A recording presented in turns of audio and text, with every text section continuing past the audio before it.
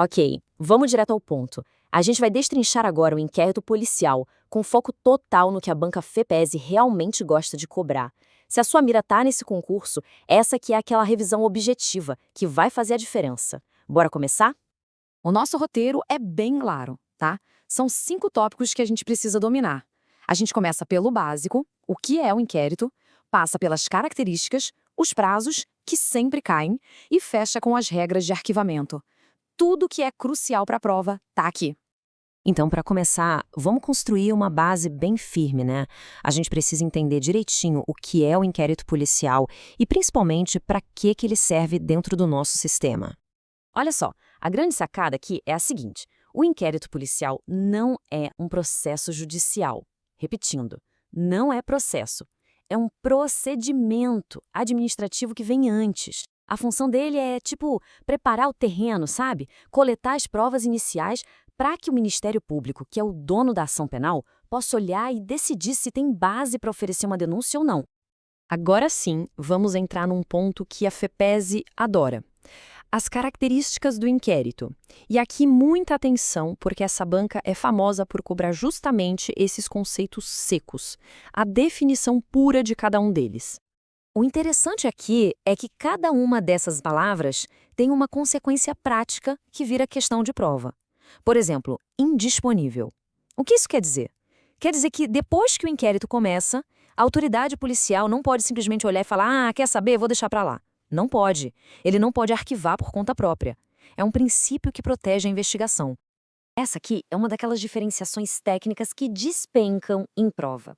Como o inquérito é uma fase de investigação e não de julgamento, não dá para a gente falar em contraditório e ampla defesa plenos, como a gente vê lá no processo judicial. Mas, claro, isso não quer dizer que o investigado perde seus direitos fundamentais. Eles continuam protegidos. E olha que exemplo perfeito de uma pegadinha clássica sobre o tal do sigilo. O sigilo existe, mas ele não é absoluto para o advogado. A súmula vinculante 14 do STF deixa claro: o defensor tem todo o direito de ver as provas que já foram juntadas no processo, que já estão documentadas. O que ele não pode é ter acesso àquela diligência que está acontecendo agora, em segredo. Entende a diferença?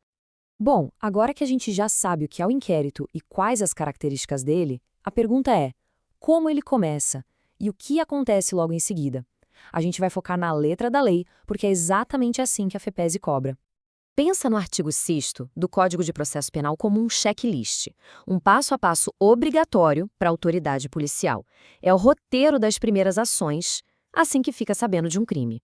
Vamos ver os pontos que a banca pode explorar. Presta atenção máxima no passo 2, que é uma pegadinha muito comum. Os objetos só são apreendidos depois que os peritos liberam a cena, e não antes. Primeiro o perito analisa tudo, depois o polícia apreende. É esse tipo de detalhe de procedimento que a FEPESE ama cobrar para pegar quem não lê o artigo com atenção. Os prazos. Todo concurso que se preze adora cobrar prazos.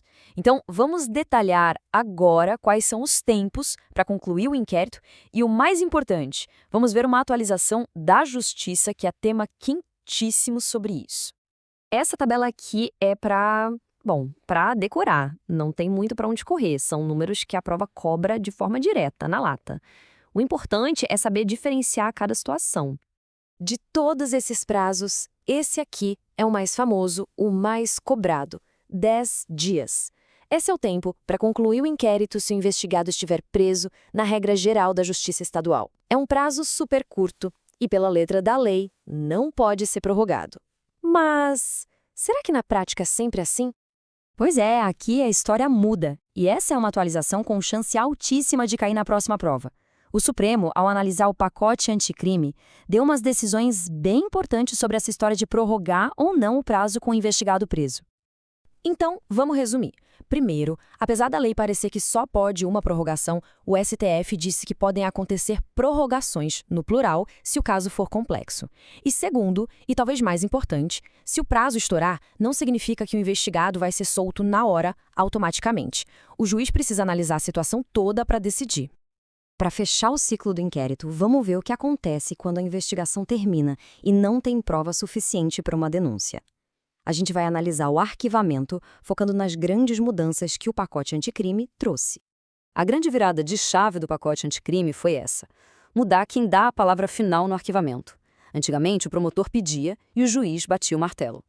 A ideia agora foi dar mais autonomia para o Ministério Público, que, afinal, é o titular da ação penal. Essa comparação deixa bem clara a inversão de papéis.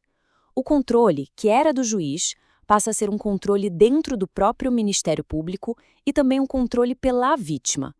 O juiz que antes era protagonista, agora tem um papel bem mais passivo. Ele basicamente só é comunicado. E esse aqui é um ponto de ouro para a prova. A vítima agora tem um papel ativo. Ela precisa ser avisada do arquivamento e tem um prazo de 30 dias para pedir uma revisão dessa decisão lá na instância superior do Ministério Público. É um detalhe novo e muito importante para lembrar. E com isso, a gente cobriu a mecânica central do inquérito policial, com aquele foco cirúrgico que a banca FEPESE exige. Para a gente fechar, fica uma reflexão. Com a chegada do juiz das garantias, que ainda está sendo implementada, será que o futuro do inquérito é ser um pouco menos inquisitivo? É um tema para a gente ficar de olho. Bons estudos!